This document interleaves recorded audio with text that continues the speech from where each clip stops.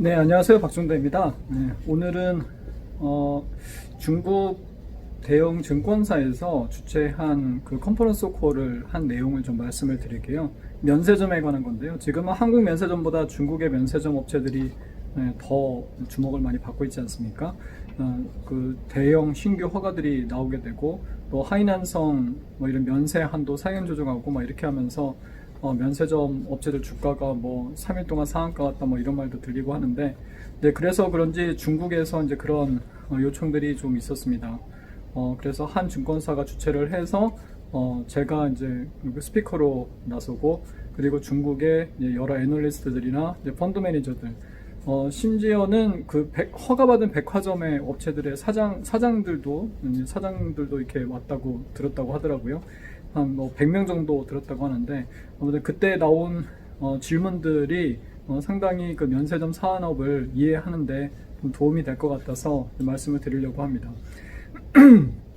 그래서 어떤 질문들이 있었느냐 하고 있다면은 한국에서 백화점 업체들과 이제 면세점 그 산업이 지금 어떠한 그 역사를 가지고서는 전개되어 왔는가, 이런 질문을 하는데, 이 친구들이 갖고 있는 가장 그 잘못된 고정관념이 그거였어요. 제가 보기에는 백화점 업체들이 면세점을 주로 하는 것이고, 백화점 업체들이 글로벌 브랜드를 이미 유치를 해서 비즈니스를 전개를 하고 있기 때문에 면세점 사업과 시너지가 상당히 나지 않을까라는 이제 그런 기대인데, 그거는 아니죠. 그러니까 이 질문지에서도 나온 게 이제 롯데하고 신라, 신세계를 들면서, 롯데하고 신세계는 백화점을 가지고 있어서 면세점을 되게 잘할 것 같은데, 신라는 백화점도 없는데 어떻게 이렇게 면세점을 잘 하고 있느냐, 뭐 이렇게 질문을 하더라고요. 그런데 그게 아니죠. 예, 교집합을 잘못 찾은 겁니다. 교집합을 롯데 쇼핑, 롯데 백화점이 하는 게 아니라 롯데 호텔에서 하고 있죠. 호텔을 가지고 있는 업체가 면세점 사업을 하고 있는 겁니다. 그리고 신라가 호텔을 또 가지고 있죠. 그러니까 호텔을 가지고 있는 롯데와 신라가 면세점 사업에 전방에 나서서 지금 전 세계 면세점 시장에 2위하고 3위를 하고 있는 이제 그런 상황인 거고요. 신세계가 백화점 업체로 2015년에 처음 이제 들어와서 새로운 플레이어로 자리를 잡게 된 겁니다. 그러니까는 호텔 사업하던 사람들이 처음에 치고 나갔던 것들이죠. 그거는 이제 이럴 수밖에 없는 게, 호텔을 하다 보니까는 이제 외국인들, 관광객들이 많이 있을 거 아니에요. 그래서 이 사람들을 통해서 뭔가 플러스 알파로 어떤 수익을 낼 수 있지 않을까, 이제 그런 기대감으로 시작한 게 면세점입니다. 그래서 신격호 회장이 이제 상당히 해안이 있었다, 뭐 이런 식으로 평가를 하고 있기도 하고 그렇죠. 그래서 백화점하고 면세 사업은 사실은 그다지 그렇게 관계가 없다라고 볼 수가 있습니다. 그러면 신세계는 이제 팔로워로 진입을 해서 어떻게 안정적인 면세 사업에서 빠른 성장을 이루었는가라고 질문이 나왔는데, 다른 사업자들은 다 실질적으로는 실패를 했거나 상당히 부진하잖아요. 그러니까 두산이라든지 2015년에 신규 허가를 상당히 많이 받았죠. 그래서 두산이라든지 뭐 하나투어라든지 하나갤러리아라든지 이런 업체들 상당히 부진했는데, 어떻게 신세계만 이렇게 잘 살아남았느냐? 그거는 상당히 운이 좌우했다라고 또 볼 수가 있습니다. 2017년, 그러니까 15년, 16년 뭐 엄청나게 영업 손실을 많이 냈었거든요. 신세계가. 그러다가 2017년도에 사드 보복 조치가 되면서 롯데 면세점에서 따이공들이 물건을 못 샀죠. 왜냐하게 되면 사드 보복 조치에 의해 가지고서 롯데에서 제품도 사지 말고 롯데 백화점이나 유통회사에서 물건도 사지 말라라고 이제 그런 이제 그 지시 아닌 지시가 내려왔었어요. 이제 그러다 보니까 국민들이, 이제 중국 인민들이 면세 상품을 살 때, 이게 따이공을 통해서 살 때, 따이공들이 한국에서 면세점에서 물건을 산 다음에 외신 유통에 이제 올리잖아요. 사진하고 같이 이제 올립니다. 근데 사진을 올릴 때 이게 면세점 진품이라는 것을 증명하기 위해서 면세점 상품 옆에다가 영수증을 같이 찍어요. 그래서 거기에 이제 신라나 롯데 이렇게 영수증을 같이 찍습니다. 그런데 롯데라고 돼 있으면 그게 뭐 인민들이 막 중국의 소비자들이 막 댓글에다가 뭐 매국노다 뭐다 막 난리도 아니니까 그 당시에 따이붕들은 롯데에서 물건을 살 수가 없었어요. 그래서 거의 뭐 롯데 면세점 매출이 절반 이하로 훨씬 줄어들었죠. 롯데 면세점이 그쪽에서 발생하는 매출이 거의 뭐 2.5조 막 이렇게 됐었는데 굉장히 큰 규모의 그 매출이었는데 그쪽 매출이 이제 쭉 빠져나가게 된 겁니다. 그런데 신세계가 운이 좋게 그 롯데 소공동점에서 거의 직선거리로 한 200-300m밖에 안 되잖아요. 그 신세계 본점 옆에 면세점이 있었잖아요. 그러다 보니까는 신세계 면세점의 매출이 드라마틱하게 올라오게 된 겁니다. 그래서 롯데에서 빠져나간 매출의 거의 50%가 신세계로 간 것이 아니냐라고 이제 판단이 되죠.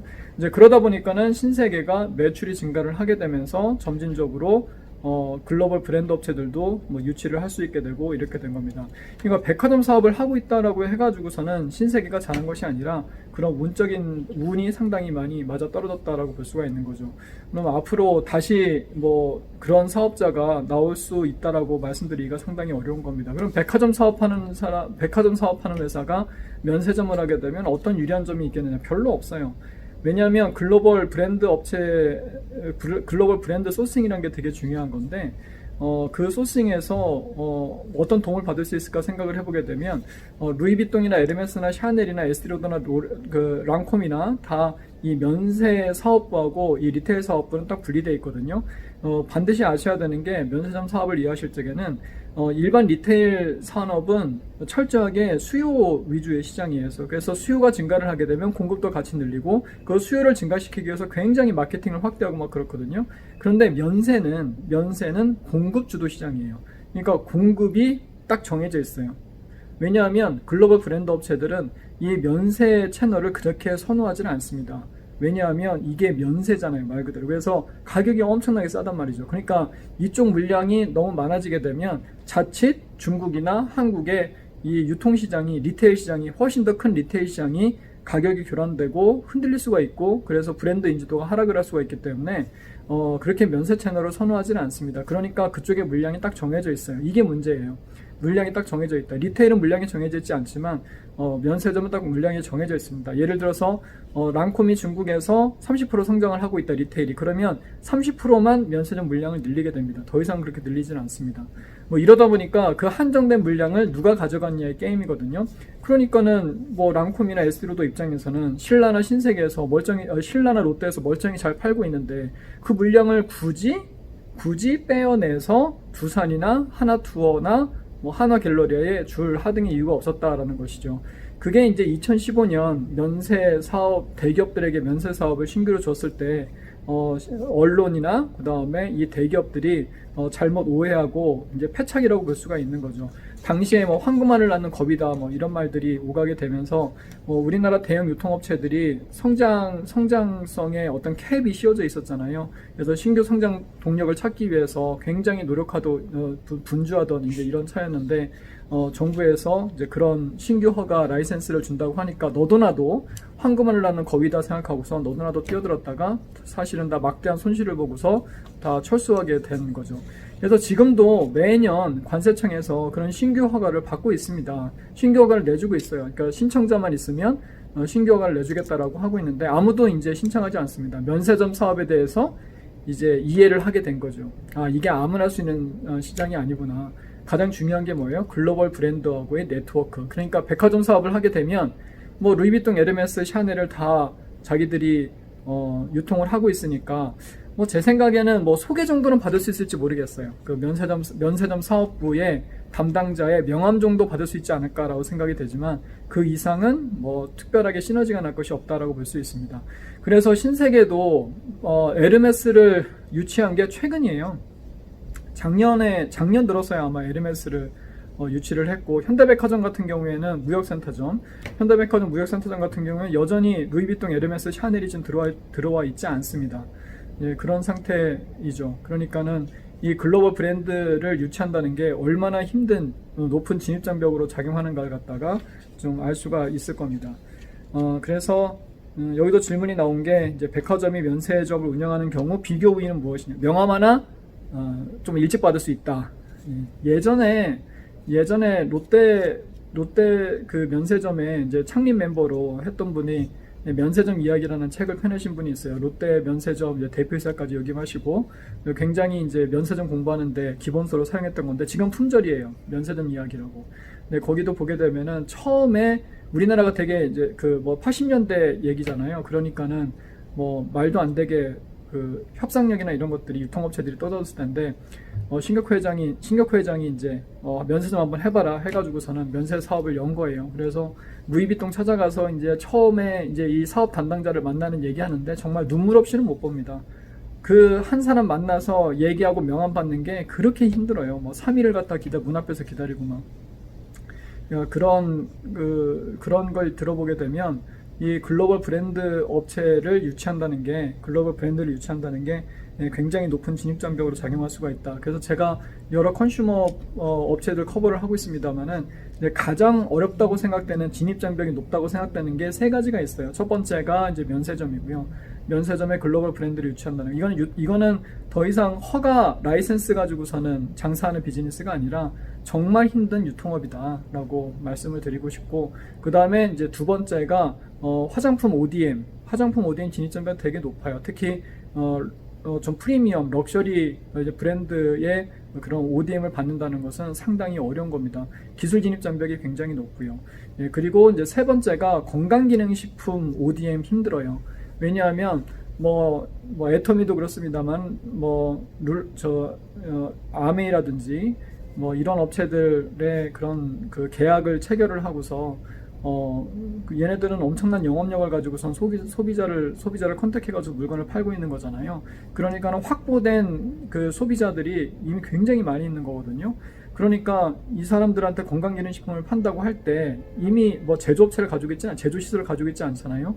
그러니까는 계약된 ODM 업체한테 멀쩡히 물건을 잘 받아서 팔고 있는 상황이기 때문에 굳이 이들 업체 입장에서는 새로운 파트너와 새로운 제조업체하고 계약을 맺을 하등의 이유가 없는 겁니다. 네, 그렇기 때문에 진입장벽이 굉장히 높은 이제 그런 상황인 거고, 그래서 애터미의 이제 그런 그 파트너로서 콜마 B&H, 또 이렇게 해모인 같은 거는 굉장히 차별적인 그 개별 인정형 상품이기 때문에 더 그렇죠. 그러니까 그런 확실한 캡티브 그 유통망을 확보했다라는 게 굉장히 이제 대단한 그 건강기능식품 ODM 업체들로서는 진입장벽을 형성을 할 수가 있습니다. 그래서 면세점은 굉장히 어려운 비즈니스다라는 것을 기본적으로 알고서 접근을 하셔야 됩니다. 그리고 이제 질문이 나왔던 게 뭐냐라고 하게 되면 공항면세점, 각 면세 사업자별 공항면세점과 시내면세점의 이제 특징이나 객단가, 방문 이런 것들에 대한 비중이 어떻게 되는가라는 건데, 이거 되게 중요한 얘기죠. 그러니까 한국의 면세점 사업 구조가 굉장히 특이한 게 이제 글로벌 스위스 드풀이나 이제 이런 업체들은 대부분 공항면세점에 입점을 하고 있습니다. 그래서 시내면세점이라는 게 따로 특별히 없죠. 근데 한국의 면세점 같은 경우에는 시내면세점을 두고 있어요. 그래서 시내면세점에서 상당히 막대한 그런 그 매출과 이익을 갖다가 창출하고 있죠. 호텔신라 같은 경우에는 전체가 5조 매출인데 작년 기준으로 시내면세점이 3조 원 정도 인터넷까지 포함해가지고서 차지하고 있고, 인천공항이 한 7, 8천억 정도 되고, 그 다음에 책락곡 창의공항이 한 1조가 좀 넘는 이제 그런 수준인 거거든요. 그래서 시내면세점을 가지고 있다는 게 상당히 중요한 건데, 한국의 면세점 사업 구조는 시내면세점에서 막대한 이익을 낸 다음에 공항면세점에다가 이제 그 적자를 메우고, 그런 다음에 남은 금액, 임대료가 이제 엄청나게 세니까요. 그 남은 금액을 이익으로 이제 수취를 하고 있는, 그래서 영업이익으로 영업이익을 내고 있는 이제 그런 상황인 거죠. 그러니까 시내면세점 같은 경우에는 GP 마진이 두 채널 모두 다 비슷해요. 면세점은 백화점 대비해서 GP 마진이 훨씬 높습니다. 왜냐하면 직매입이기 때문에. 그래서 백화점 같은 경우 GP 마진이 한 총매출 기준으로 해서 30% 내외거든요. 옷이 있기 때문에 옷하고 화장품이나 이런 것들이 GP 마진이 되게 세요. 그래서 GP 마진이 결코 낮지 않습니다. 일반적인 식품 매출 비중이 높은 대형마트 같은 경우가 이제 GP 마진은 25%로 가장 낮고, 좀 낮고, 그 다음에 백화점이 30% 내외, 그 다음에 홈쇼핑이 조금 더 높습니다. 홈쇼핑은 전략적으로 상품을 MD에서 판매를 하기 때문에 30% 초중반입니다. 33%, 35% 막 이렇게 되죠. 근데 면세점은 그보다 더 높아요. 왜냐하게 되면 그 직매입이기 때문에 그 대량의 제품을 직매입으로 사서 판매를 하고 있기 때문에 GP 마진이 굉장히 바잉 파워가 엄청나게 셉니다. 그래서 화장품 같은 경우에는 40%가 이제 훨씬 넘어가고요. 아모레퍼시픽의 설화수를 50%의 그 판매 수수료를 갖다가 이제 그 면세점 업체한테 다 지출을 하죠. 굉장히 센 겁니다. 설화수를 백화점에 물건을 팔 적에는 매출의 30% 정도를 이제 백화점에서 주거든요. 근데 면세점한테는 50%를 줍니다. 이제 그렇게 되는 이유가 워낙 이 면세점이 매출을 많이 일으켜줘요. 그러니까 평당 매출을 보게 되면 백화점 같은 경우가 평당 연간 매출이 한 2,500만 원 정도 되거든요. 그런데 면세점 같은 경우에는 시내 면세점, 그러니까 롯데나 신라 같은 경우에 탑 플레이어들 같은 경우에는 평당 매출이 연간 5억, 6억 정도랍니다. 어마어마하죠. 네, 어마어마한 매출입니다. 그러니까는 백화점 대비해서 거의 뭐 20배, 30배 매출을 갖다가 일으켜주기 때문에 그 비싼 설화수 선물 세트 막 20만 원짜리, 막 30만 원짜리 이런 걸 갖다가 솔직히 백화점에 가보게 되면 1층에 딱 굉장히 좋은 자리에 있는데 그거 윤저센스 9만 원짜리 하나 사는 것도 그냥 어떤 아주머니 할머니가 앉아가지고서는 온갖 잡담 다 하고 아들이 며느리를 누굴 데려왔는데 어떻다고 저렇다고 막 그런 온갖 잡담 얘기 다 들으면서 하나 팔까 말까잖아요. 그죠? 그런데 면세점 같은 경우에는 사람들이 줄을 서서, 중국인들이 줄을 서서 그 비싼 걸 갖다가 사가고 있기 때문에 평당 매출이 굉장히 좋고, 그러니까는 판매 수수료를 높게 주더라도 마진이 아모레퍼시픽이나 LG생활건강이나 면세점에서 떨어지는 영업이익률이 25% 됩니다. 그러니까는 디지털 채널하고 똑같아요. 굉장히 높죠. 그러니까는 이 워낙 평당 매출이 높기 때문에 브랜드 업체들도 이 면세점 업체들한테 물건을 싸게 줄 수밖에 없고, 면세점 업체들이 또 싸게 사올 수가 있다라는 거죠. 그런데 이제 문제는 뭐예요? 그러면 영업이익률이 되게 높아야 되는데 면세점 영업이익률이 그렇게 높지가 않습니다. 왜냐하면 판매 수수료를 알선 수수료가 있거든요. 그래서 따이공들이 이제 많이 있잖아요. 그러니까 그리고 여행사들이 또 그 관광객들을 데리고 오고, 신라 장충동 가보게 되면은 막 그 버스들이 막 이렇게 줄져 있잖아요. 그게 다 이제 이 중소형 여행사들이 관광객들을 데리고 이제 온 겁니다. 그리고 따이공들을 데리고 온 거예요. 거기에다가 주는 게 거의 뭐 매출의 20%, 뭐 30%까지도 올랐던 적이 있거든요. 이제 그러니까는 그만큼의 판관비가 빠지니까 시내점의 영업이익률이 한 10% 내외 이렇게 되는 거죠. 근데 최근 같은 경우에는 시내면세점의 영업이익률이 막 2%, 3%까지 떨어졌습니다. 저번에도 말씀드린 적이 있는데 워낙 대형 따이공의 협상력이 높아졌고, 그리고 수요가 한정되는 상태에서 면세점 업체들이 현금 확보가 시급해져 가지고서 지금 면세점은 직매입이기 때문에 재고에 돈이 묶여 있는 거잖아요. 네, 그래서 현금 확보가 시급하다 보니까는 영업이익률을 따지지 않고서 물건을 팔고 있는 이제 그런 상황인 거죠.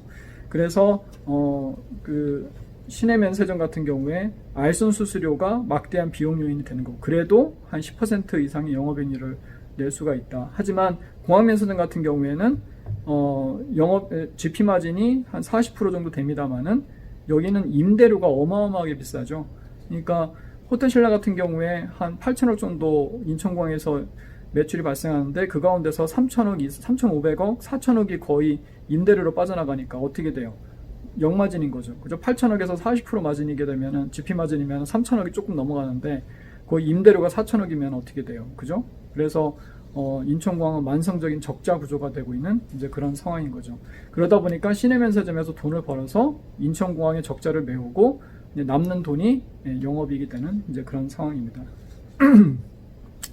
그래서 그 공항면세점과 시내면세점의 그런 구조에 대해서 이제 말씀을 드렸고, 그리고 면세 화장품과 면세점의 그런 가격들, 뭐 이용 구조 이런 것 차이에 대해서도 이제 말씀을 드렸습니다. 이제 마지막으로 말씀드릴 거는 한국은 왜 따이공이 없는가? 이거 되게 재밌는 질문이었어요. 지금 시간이 20분을 육박해 가고 있는데 이 기초적인 내용이라고 생각하시고서는 조금만 더 들어주세요. 한국은 왜 따이공이 없는가? 그러니까 중국은 지금 따이공이 한국의 면세점에서 사가지고서 중국의 리테일을 판매를 하고 있잖아요. 그러면은 한국에도 해외에서 면세점에서 물건을 사와서 한국에다가 떼다 파는 이제 그런 어떤 아비트라지를 노리는 그런 상인들이 있을 것 같은데 한국은 왜 없느냐? 굉장히 재미있는 질문이지만 아주 근본적인 그 따이공의 어떤 사업 구조, 비즈니스 모델에 대해서 생각해 볼 수 있는 그런 계기가 됐죠. 이유는 크게 이제 세 가지가 될 수 있을 것 같아요. 일단 해외 여행 시장, 이거 되게 중요하죠. 뭐냐게 되면 한국도 한국 같은 경우에 지금 아웃바운드 비율이 어떻게 돼요? 전체 인구의 50%가 아웃바운드입니다. 그러니까는 2,500만이 지금 해외로 여행을 하고 있거든요. 그러니까 어떻게 돼요? 자기가 필요한 거 자기가 그냥 사올 수가 있는 거예요. 근데 중국 같은 경우에는 지금 8천만 명이 중국에서 아웃바운드거든요. 전체가 13억 인구인데.